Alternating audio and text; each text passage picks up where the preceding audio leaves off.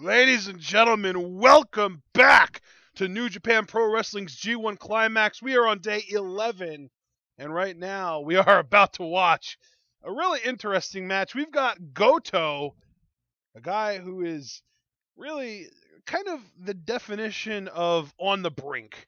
He was an Intercontinental Champion at this time last year, only to lose it back to Nakamura.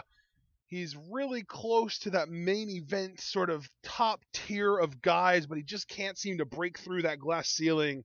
Taking on Tama Tonga, who is really on the rise. Tama Tonga, his stock might not necessarily be as high as Goto's is right now, but if they continue on their current paths, Tama Tonga will surpass Goto before long. I readily agree with that assessment, partner, and I think this is one of the more intriguing matches of the day. Can Tama Tonga put a stop to Goto, or will the GTR win out?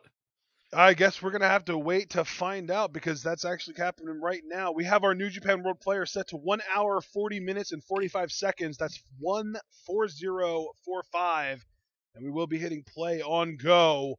3, 2, 1, go. And now you see Tama Tonga wearing orange and white face paint, kind of going for the orange creamsicle look there almost. Yeah, I really like that. I wonder if those colors are symbolic at all for Tama Tonga, but regardless, here we are. Looks like he's wearing orange pants as well, although they have black linings rather than white. And to me, this is a very interesting matchup because both men are packing some serious heat maneuver-wise. I mean, Goto, he hasn't used it lately, but he can call upon the Shoten Kai if necessary. That's one him many about, but of course he loves to use now the Goto Revolution, the GTR, which is like a final cut over the knee. Tama Tonga has the head shrinker, that's a jumping double arm underhook DDT, and he's also inherited Carl Anderson's gun stun, and that's gotten some big wins for Tama Tonga, mainly Tanahashi and Ishii. So what do we think about this match? Well, I think that with Tama Tonga, that gun stun really is key, because I think that the head shrinker, while effective against junior heavyweights, maybe hasn't been as effective against the heavyweights, because if you think about it, how many guys have kicked out of that already? Exactly. I feel like a good 2, maybe even 3 men have already kicked out of that head shrinker, and now we see the side head lock by Tama Tonga. And of course, that being said, though, I don't think anyone has kicked out of a gun stun. Once he hits one, it's over. And I agree. And went for the shoulder block, but Goto's power. Goto, a much larger man than Tama Tonga. And now look at this, going to try the shoulder block again, staggers Tama Tonga, misses the lariat, and then there's another shoulder block by Goto. Goto definitely has the power advantage, and if you were questioning that coming into this match, I think we just saw living proof of it. But Tama Tonga, would you agree, partner, has the quickness advantage? Tama Tonga is 100% faster and quicker than Goto. Right. And now, look here, we got the rear chin lock. Goto's game is power, but he also has an underrated level of technical precision behind that power. Absolutely. Nice point of the elbow there, right on the head of Tama Tonga. That's kind of what we were talking about before. Ishii is pure just toughness and grit and power. Goto has all those elements too, but he also has technical ability that Ishii never really even tries to bring to a fight. Exactly. And you gotta wonder, though, if Tama Tonga can beat Goto here, that would be a 2-win streak for Tama Tonga, because his last tournament match was the victory against Ishii. And look at that there! Just like throwing Goto back onto the canvas by the leg from the top rope. Yeah, and you know what? That's another point that we haven't spoken about, really. I do feel like Tama Tonga has a tactical advantage over Goto. He is very much a cerebral performer. Yes, and I think if he hones in on that, if he strengthens that attribute, he can really become a tour de force here. As that was a nice drop kick that sent Goto to the outside. He's now holding his head. And Tama Tonga now in great positioning here to make something happen. Yeah, he is. I mean, here you see Tama Tonga not letting Goto chill on the outside and recover. He's going after him and throwing him into the guardrail. Exactly. He sent that back to the floor. Now he's going to continue the work, on the guardrail. But see, that's the unique thing about the GTR. I don't really think weakening the back or doing the ribs like he did Ishii, I don't really know if that's going to weaken the efficacy of the GTR. But it's still just going to break Goto down just in general, which could prove very advantageous to Tama Tonga. Oh, look at this. Here we go. What happens here. And he did it to the midsection again, just like what he did to Ishii. Yeah, I think Tama Tonga, you mentioned that cerebral nature. I think he took stock of that match with Ishii. He said, you know what, this worked. Let me try it again. One time could be a coincidence. 2 times I've really got something here. And Tama Tonga's looking to find that out. It's funny you say one time could be a coincidence, because I always say one time could be a fluke. 2 times could be a coincidence. 3 times is a trend. Right. Well, we'll see here if Tama Tonga could at least get a second victory with this strategy. And even then, maybe won't pop corks and call it a sure thing. But, I mean, hey, you know when Makabe had that strategy, and he's able to effectively employ it, he went 4-0. And the loss he had wasn't even a matter of that maneuver being countered, so that's still a big question mark. And now Tama Tonga laying in the form. So if Tama Tonga could develop his own thing, you know. The targeting of the midsection is not something that you ever really see. Everyone always goes for limbs or the head and neck, or you never really see anyone go after that midsection, that torso, that core that is so important for any kind of power moves and offense, and even with just kind of withstanding blows from your opponent. Right. I mean, it's got to be difficult to breathe as well. I mean, I know if my midsection had hit a guardrail with the force that Goto's did on that fireman's carry flapjack by Tama Tonga, I would just be struggling for every breath. And I can only imagine how Goto's feeling right now. Yeah, exactly. Goto has got to be in a lot of pain right now, and there you see the desperation overhead chops.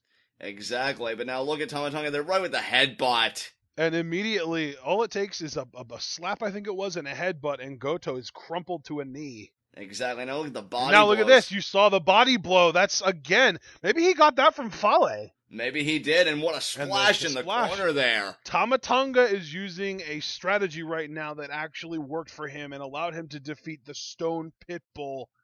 And it's working so far, but that kick... No, look at that, though. Goto hit the kick, but then he crumpled. Yeah. I mean, again, like you said, when you don't have that core, it's hard to really get any of that power in your strikes or in your maneuvers in general. And now look at this. It's going to shoot Tama Tonga to the opposite corner here. Going to charge. Nice spinning heel kick there in the corner. And now look at this. Could it be the backdrop driver? It is. Very nice. And now Tama Tonga. Look at that, though. So smart by Tama Tonga. Rolling over, going to the ropes, trying to get out of danger here. But, oh my God. Clotheslined over the top rope, but you can see Goto is in a lot of pain. That was a hellacious clothesline, and Goto, I don't know if I agree with this, but he got it. He did get it, but again, it caused damage to himself as well. He's got to be in a lot of pain in that midsection. I mean, if I'm Goto and I know that my midsection's been targeted, it's been weakened. It's been compromised. Exactly. You know, my sense of urgency skyrockets. All I'm thinking about is when I can hit that GTR and put an end to this thing. And now look at this, Tama Tonga back in the ring. That was not... you know what? I got to kind of get on Goto's case right there.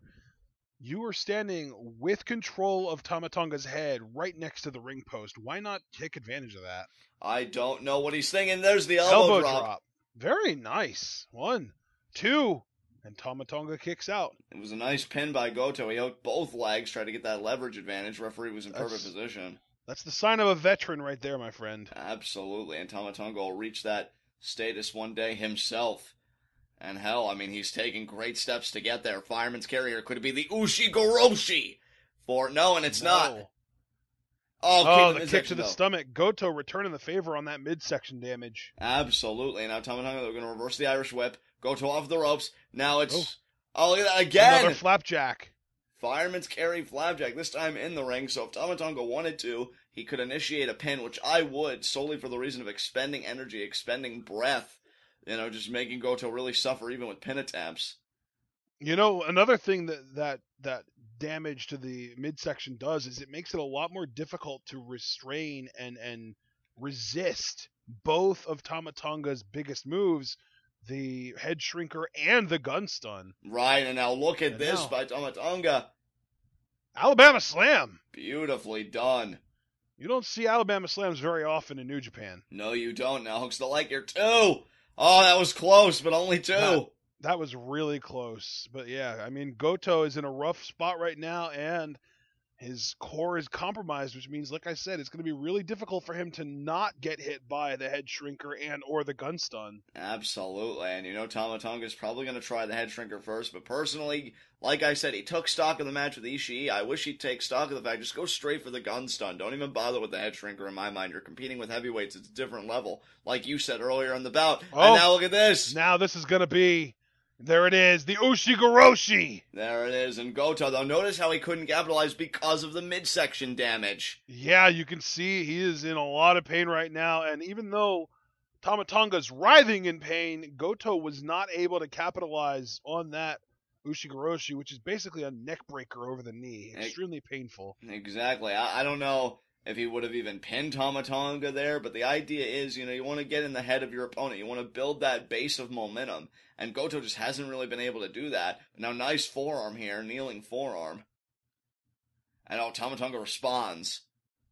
But can Goto win this strike battle given his midsection partner? It's going to make his hits hit less hard, and Tama Tongas are going to feel like they hit harder because it's harder to, make yourself kind of tight and absorb those blows. Right. And you can see, look at this. Tama Tonga is not a better striker than Goto. I don't think that even Goto... Honestly, I don't even think that Tama Tonga would try and say that he's a better striker than Goto. But look at what he's doing to him right now. Exactly. Oh my God, though. There, he posed, he gestured, he tried to get cutesy, and it paid. He was forced to pay for it. Man, that single knee gutbuster there with the... and now maybe the GTR. Could it be? No. Oh, Tama Tonga. Nice kind of a rolling cutter there. And it was not enough, but that was a brilliant counter by Tama Tonga. Yeah, it was. I'll tell you, Goto, I think he was thinking about an inverted suplex or something, but it wasn't enough. But I'll tell you, if Goto hits that GTR, I think this one will be over. So Tama Tonga's got to be wary when he gets in that position. He had a counter for that. But, what's better than even counters is not being in that position in the first place. Tama Tonga's got to be careful. That's very true. Now look at this. Gonna pick Goto up by the hair. Whatever Tama Tonga's thinking about, I think head shrinker. No! What a headbutt there by Goto! Wow! Headbutts, I've always been kind of weary of them. I think he's calling for the GTR. I think this might be it. No, I think it's gonna be one of those shoot... Oh, wait a minute! Head shrinker! Out of nowhere, that head shrinker! 2! And Goto! Again, the head shrinker is less effective on the heavyweights. Exactly, and Tama Tonga pleading with the ref. Tell me it was 3. Please tell me it was 3, but it was only 2. Goto staying in it, which means Tama Tonga now has to fall back on, and yeah, he's getting ready for it. Oh, man, but is Goto stunned enough, partner, for Tama Tonga to be able to hit this gun stun? I'm not sure if he is. That head shrinker is a very effective move, but these, you never really see junior heavyweights throwing out headbutts like you do with the heavyweights. Exactly. So maybe heavyweights are just trained better to absorb that head shrinker, but man, there you saw, he went for the gun stun. Oh, wow. Turn around. Don't turn around. They're chasing each other at this point. Yeah, it's a game of cat and mouse here. Drop kick. No, he went for it. But here's the GTR.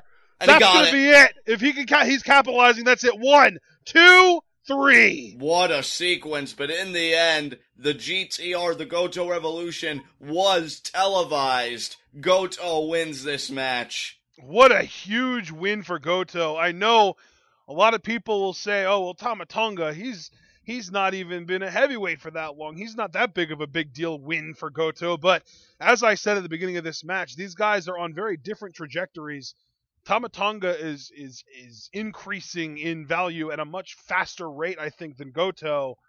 And, that being said, Goto just proved that maybe that curve isn't quite as steep as Tama Tonga thought it was. Exactly. We keep talking about that glass ceiling that hangs above Goto. I think he just caused a few cracks in it here with this victory. Yep. The GTR wins out, but I'll tell you, Tama Tonga, he played a smart game. chasing Goto around, and he tried to have that suddenness with the gun stun. Goto was just prepared for it, and there's nothing more you can really say than that.